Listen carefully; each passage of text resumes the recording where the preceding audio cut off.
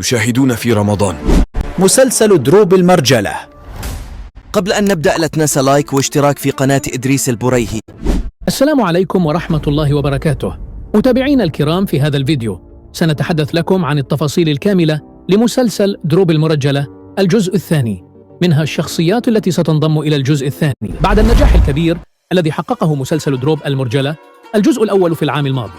قررت قناة السعيدة إنتاج الجزء الثاني من المسلسل. هذا الجزء سيشهد تغييرات كثيرة في السيناريو وأحداث القصة، مع انضمام وجوه جديدة وغياب بعض الشخصيات التي انتهى دورها في الجزء الأول، مثل الفنان سمير قحطان الذي قدم دور حابس. تدري أنا حابس يا ولد.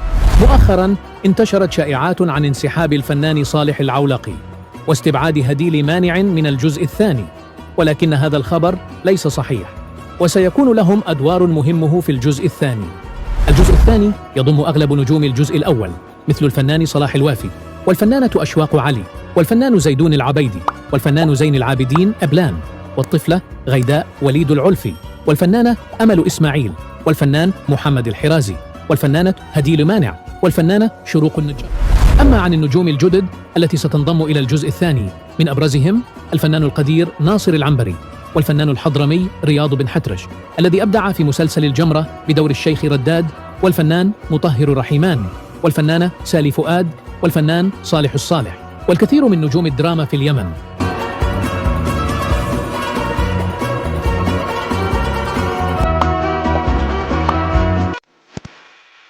المسلسل من إخراج المخرج وليد العلفي الذي أخرج الجزء الأول، ويتم تصوير المسلسل في مدينة تعز منطقة دبع، وسيعرض لكم على قناة السعيدة.